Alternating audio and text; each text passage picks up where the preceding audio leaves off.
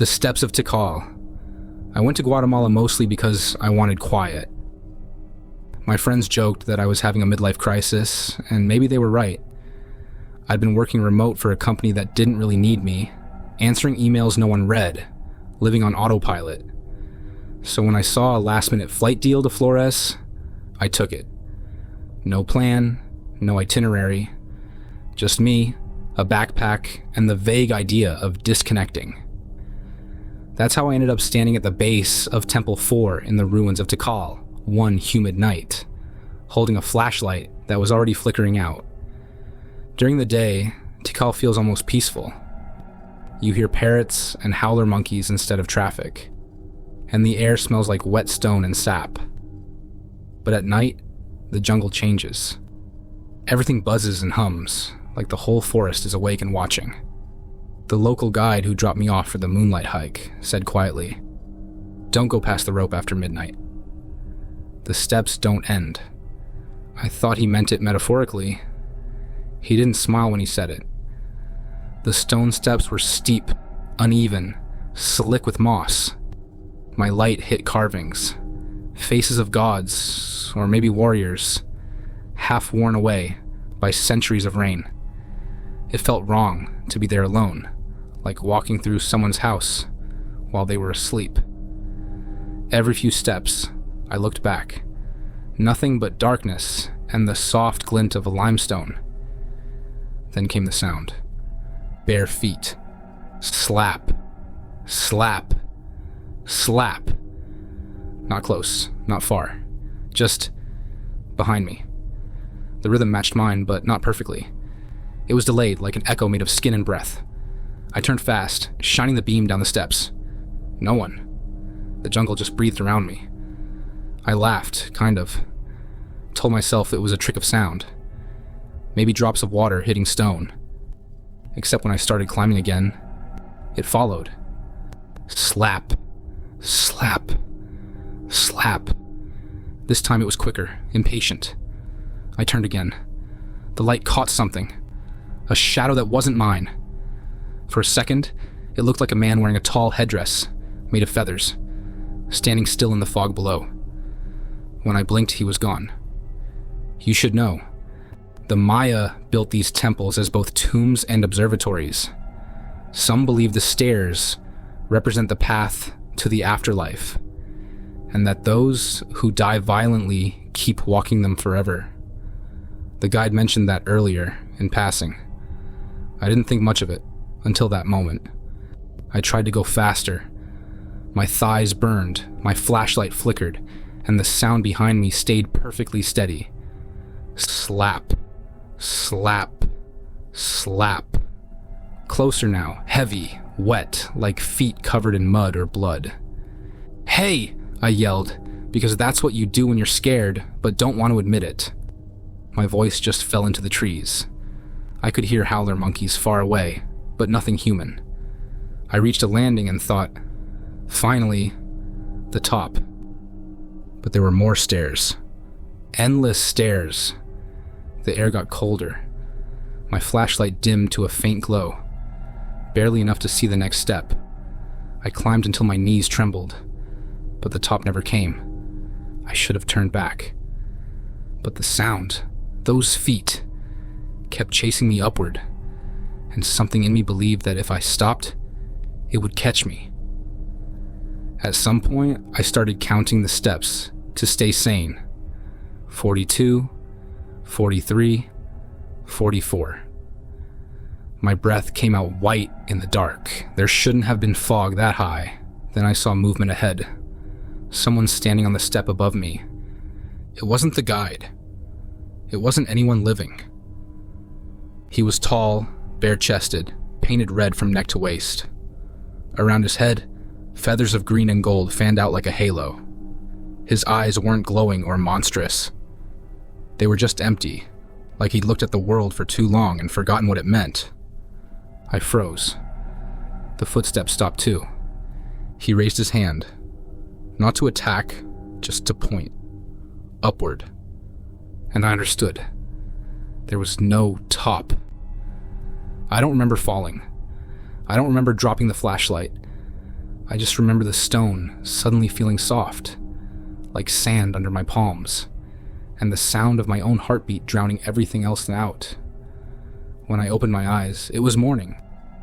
The sun was bright, the jungle loud again, and I was lying at the bottom of the steps where I'd started. The flashlight was beside me. Dead. The soles of my shoes were covered in fine gray dust, and all around me, pressed into the moss, were barefoot prints, hundreds of them, leading up the stairs and stopping halfway, as if whoever made them had vanished mid-climb. Later, when I told the hotel staff, they didn't laugh. One old man just nodded and said, "They still walk. Those who died defending TIKAL, the stairs remember them." He told me some tourists go missing each year. People who wander off at night thinking they can reach the top before sunrise. They find their backpacks, sometimes even their cameras, but never the people.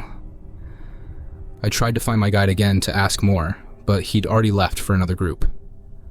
The receptionist said his brother died on those steps years ago, struck by lightning during a storm. She said he never talks about TIKAL after dark. That night, back in my room, I cleaned the dust off my shoes. It wasn't ordinary dirt. It shimmered faintly, like ground bone or ash. When I brushed it onto the floor, I could have sworn I heard that same rhythm again, faint and far away. Slap, slap, slap. Bare feet, climbing stone. I didn't go back. Didn't even look at the temples when we flew over them the next day. But sometimes, when I'm half asleep and my house is quiet, I hear it again. Soft, steady, and patient. Some stairs, once you start climbing, never really let you stop.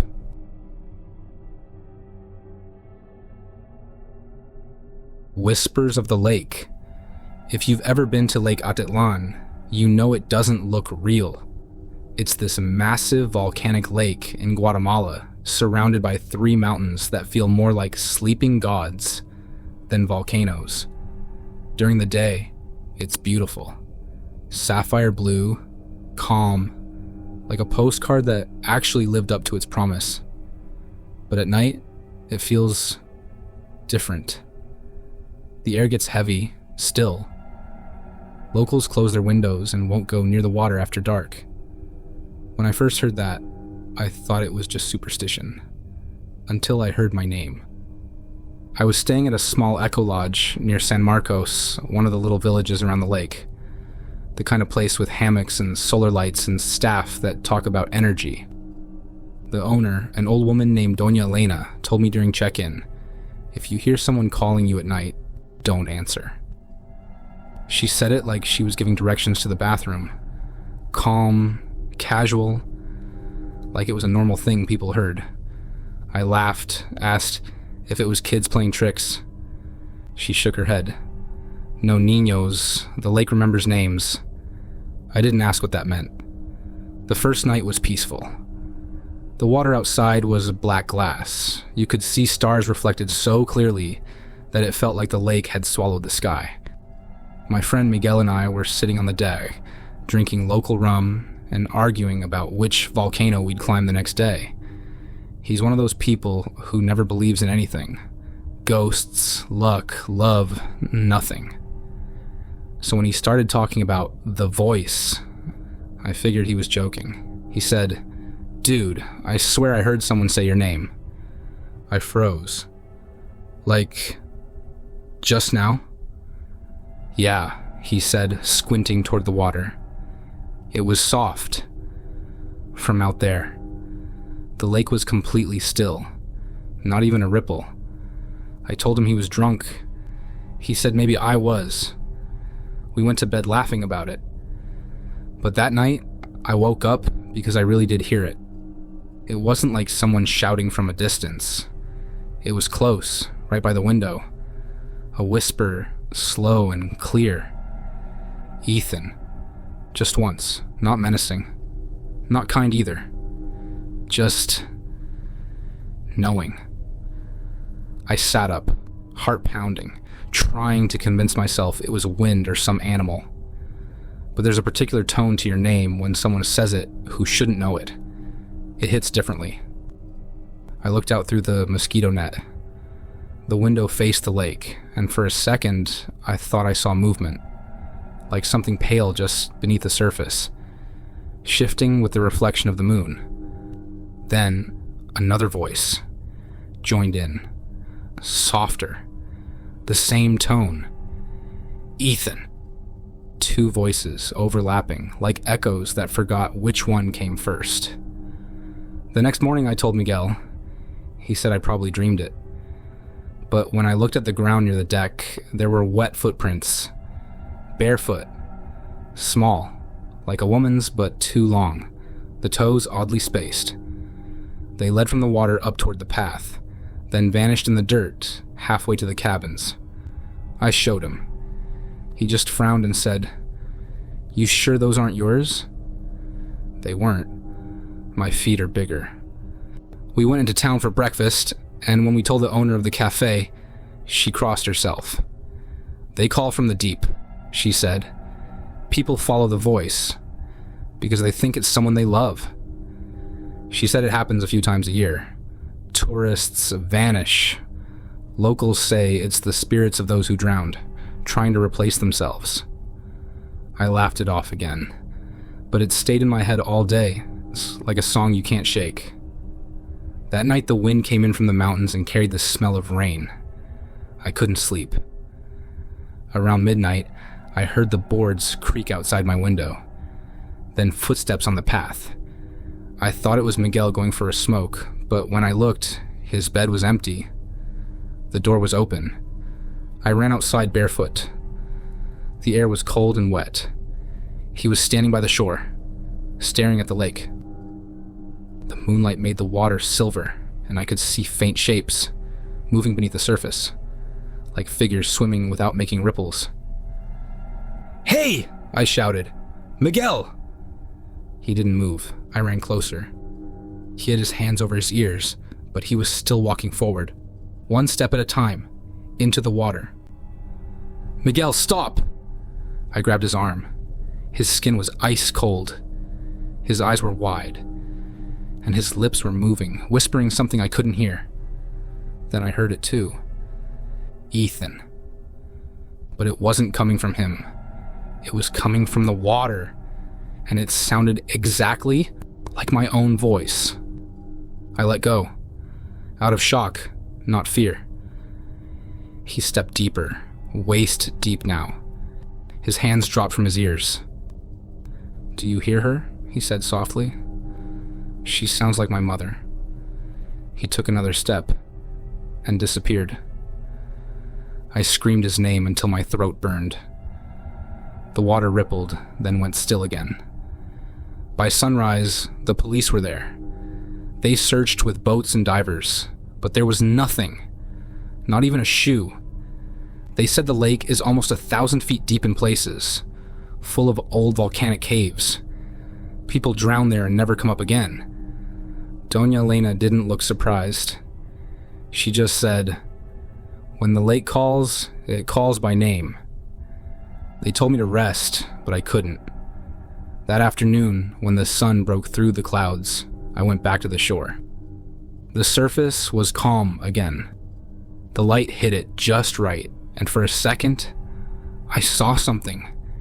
His reflection, standing there next to mine, clear as day. He smiled. Not a ghostly smile. Just the same tired grin he always had after a hangover. Then a ripple broke it apart. I left that night. Took the first boat out. The driver didn't say much, but when we passed the middle of the lake, he crossed himself. I asked him, "Do you believe the stories?" He nodded. "The lake has many mouths," he said. "It eats sound, and sometimes it gives it back. It's been months now, but sometimes I hear it again. Always when I'm near water. Showers, sinks, even puddles after rain. Just my name, soft, familiar. And for a split second, I almost answer."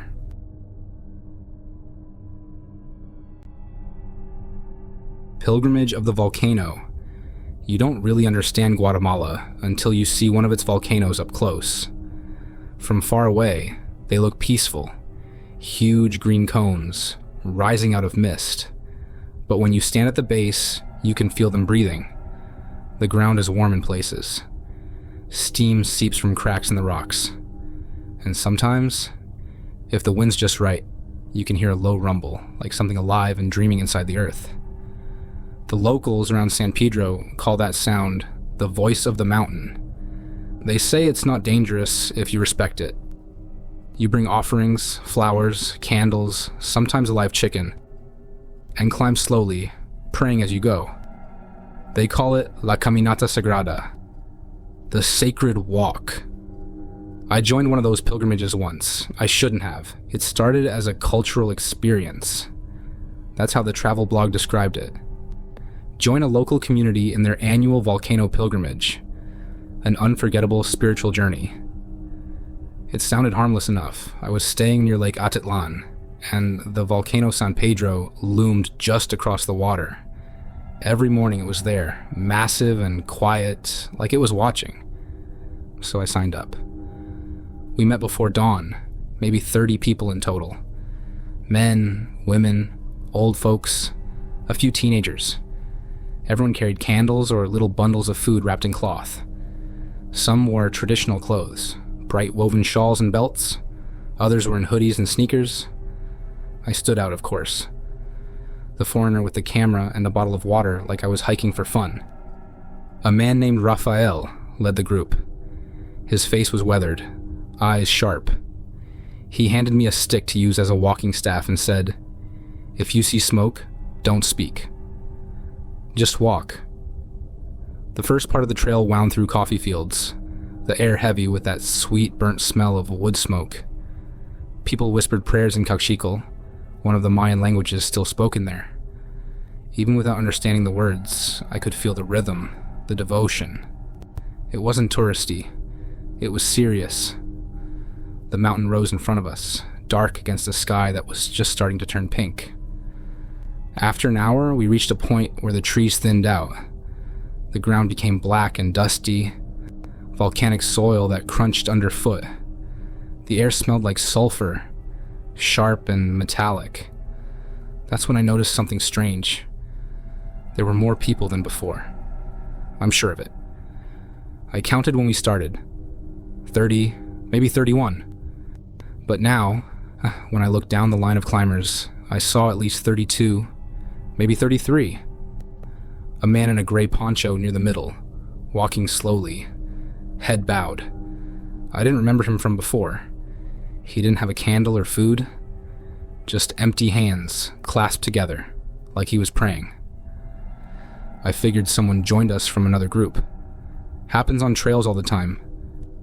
But as the sun came up, I noticed something else. No one was talking near him. People seemed to keep a little distance. Even Rafael, our leader, occasionally glanced back at the man but said nothing. We kept climbing. The air got thinner. My lungs burned. Around us, the world turned red and gold as sunlight hit the volcanic slopes. A few times, someone murmured that the mountain was breathing again. I thought it was just wind until I felt a faint tremor under my boots. Then someone screamed. It wasn't loud, more like a gasp that got swallowed by the mountain's breath. We all turned, but Raphael barked, "Don't look back! Keep walking."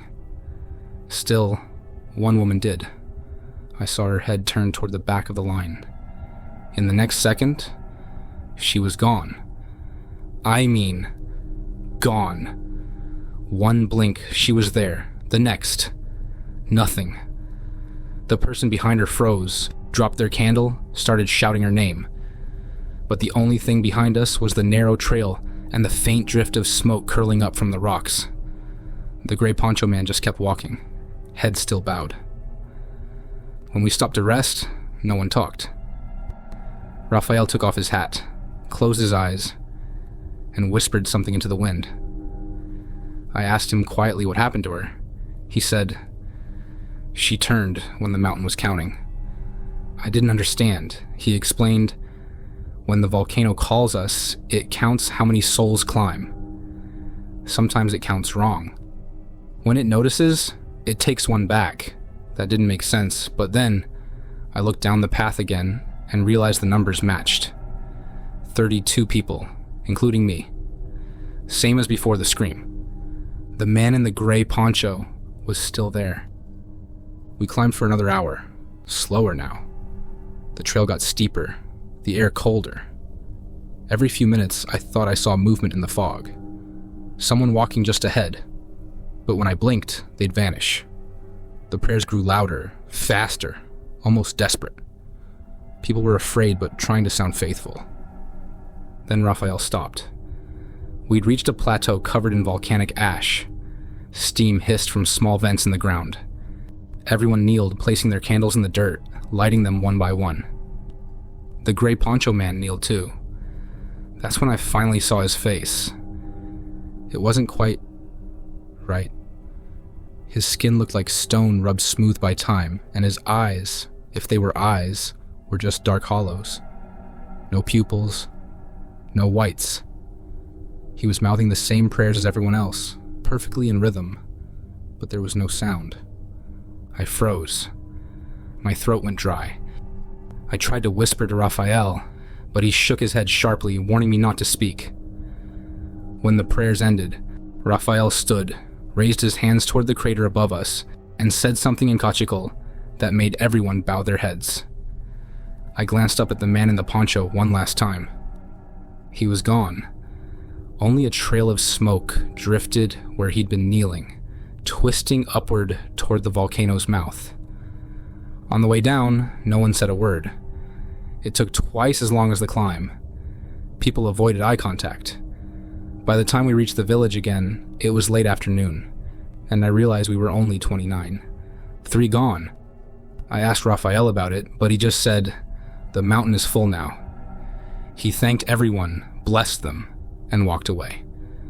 That night, from my hotel room across the lake, I could see the volcano again. Thin smoke curled from its top, glowing orange in the fading sun.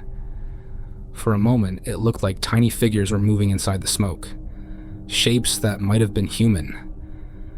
I wanted to tell myself it was just the wind, or tricks of the light. But when I looked closely, I could have sworn one of them raised a hand, not waving, counting.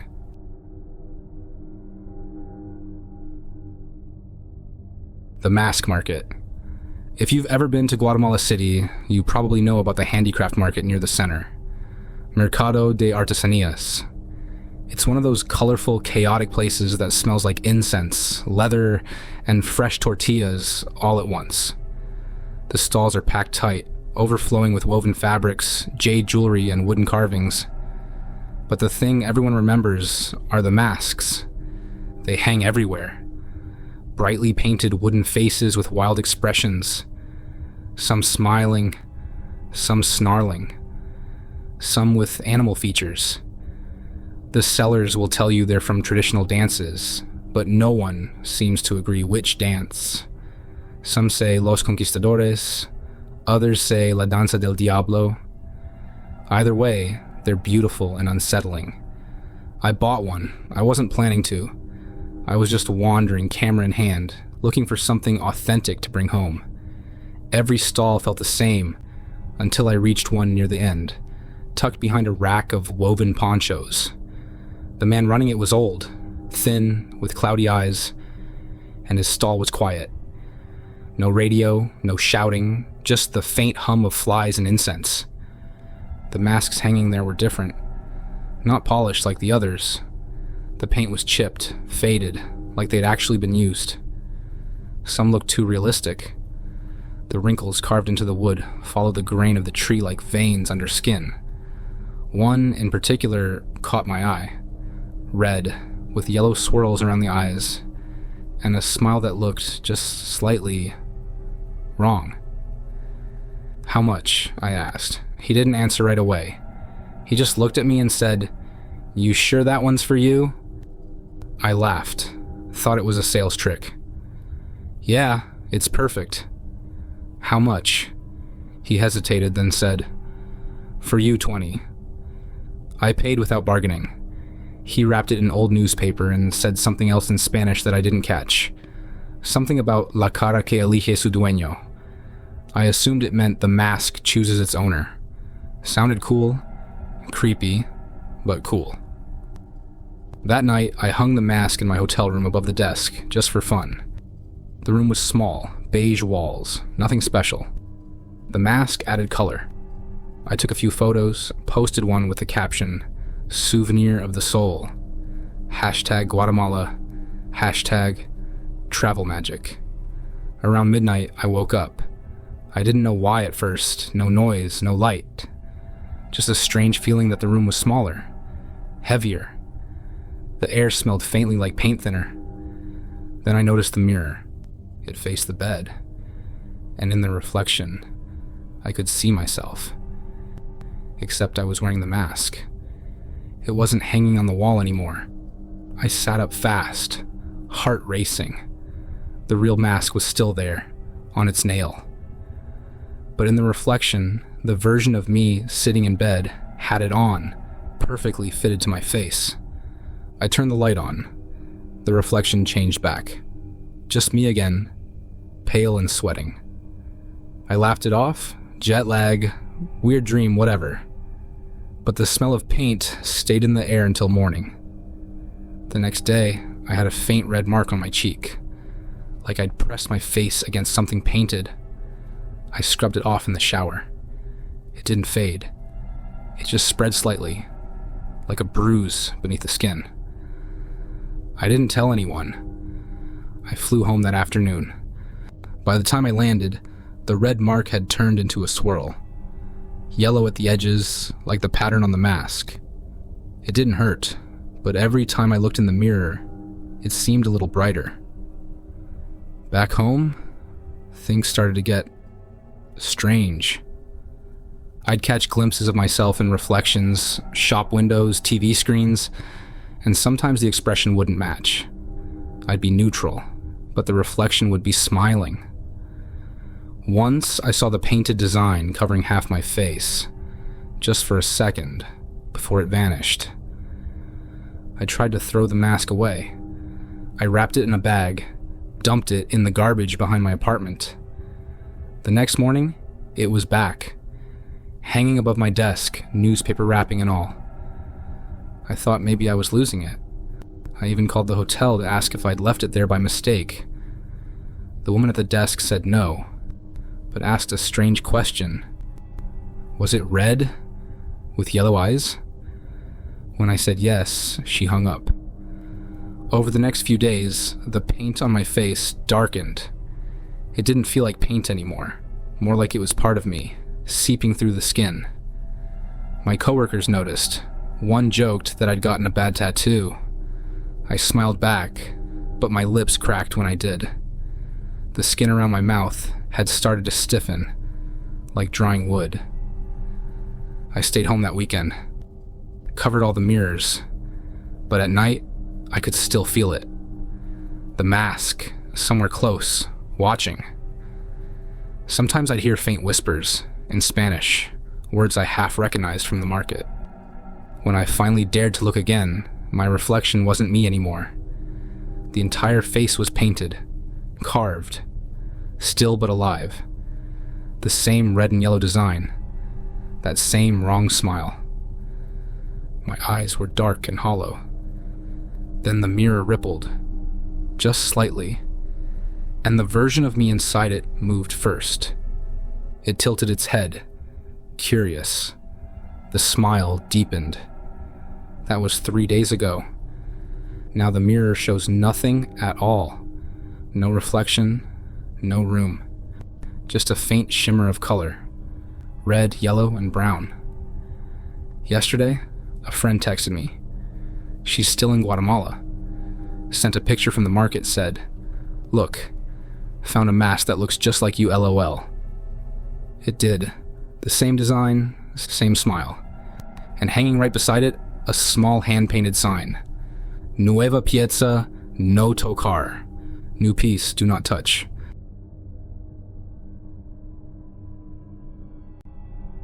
The kite above the graves. If you've never seen Guatemala during Dia de los Muertos, the Day of the Dead, you'd think it's a celebration, not mourning. The cemeteries come alive with color. Families repaint graves, light candles, and spread flowers like carpets. Kids run between tombs eating sweet bread and drinking hot chocolate.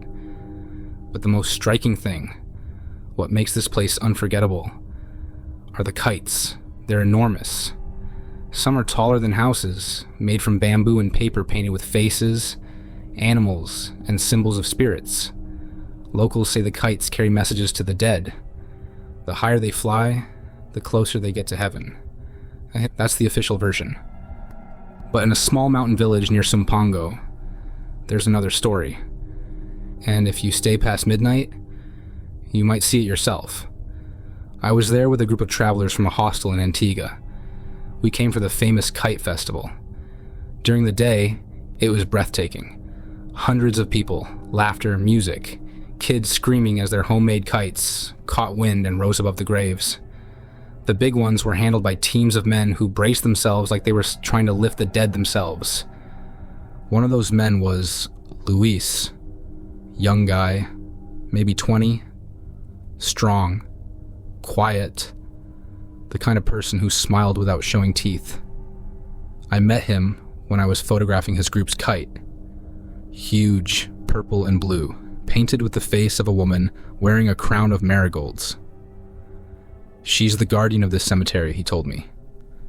She watches who comes and who goes. I thought that was poetic. He said it like a warning. When night fell, most tourists left.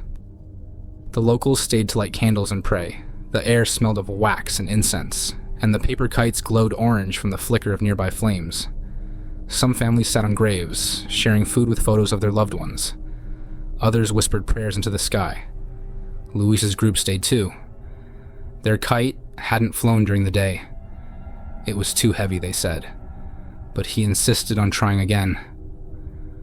Around midnight, when the wind started blowing from the valley, they raised it.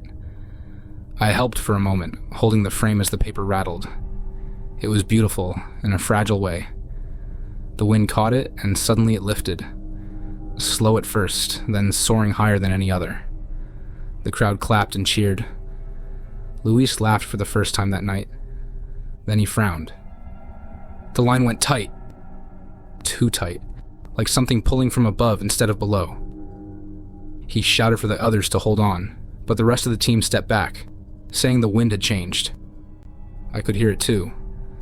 A strange, deep flutter. Not like air, but like hundreds of whispers weaving through the string. Luis gripped the spool harder. "It's not the wind," he said. "They're pulling." I thought he meant his friends, but when I looked, they were standing still. The kite danced violently against the dark sky, its colors flashing in and out of the clouds like lightning. The string trembled in his hands, humming, almost alive. Then I saw it. The line wasn't just being pulled up. It was also sinking down, into the ground. At first, I thought my eyes were playing tricks on me, but the candlelight flickered and the shadows moved wrong. The dirt beneath Luis's feet began to shift, little mounds rising like something pushing from below. Someone screamed, "Let go!" But he didn't. He shouted, "It's just the line caught," and pulled back harder. That's when the first hand appeared. It broke through the soil, gray and shaking, fingers long and wet with mud. It gripped the string, twisting around it. Then another hand, and another. Dozens, maybe more, clawing out from between the graves, grabbing at the line like they were trying to reel it back into the earth. The crowd scattered. Candles toppled. But Luis held on, face pale, jaw locked. He looked terrified, but also entranced, like whatever was pulling had already claimed part of him. I ran toward him, shouting his name. The air stank of rot and cold stone. The wind howled, not from the valley anymore, but from below, like the graves themselves were breathing. "Let it go!" I yelled. I tried to grab his arm, but the line whipped across my wrist and burned me. He didn't even flinch. The string began to glow, faintly. A thin, silver light running from his hands up into the sky, where the kite was no longer visible. Only a dark hole, a patch of sky that swallowed the stars. Then the ground opened beneath him. Not wide, just enough. He gasped once, and then he was gone. The string snapped. The wind died instantly. Silence. By morning, the cemetery was calm again. Tourists returned. The air smelled of flowers and sugar bread. It was as if nothing had happened, except for one thing. High above the graves, tangled in a branch of a tall ceiba tree, the purple and blue kite drifted gently in the breeze. The woman with the marigold crown stared down at the earth, her paper face torn, but still smiling. Beneath it, near a fresh patch of turned soil, someone found a single shoe. Muddy, worn, with the name Luis stitched in a black thread on the inside.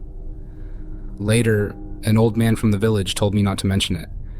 He said every few years, someone disappears like that. Someone too proud to let go. The dead don't like their messages being pulled away, he explained. The kites are invitations, not toys. They pull back, he said, eyes on the sky. The string goes both ways. I didn't stay for the next year's festival, but when the wind picks up and I hear the sound of paper flapping, plastic bags, flags, even curtains, it feels like someone's tugging gently at the other end of something invisible. And sometimes, if I stop and listen carefully, I can almost hear the faint buzz of a line tightening, as if waiting for me to grab it.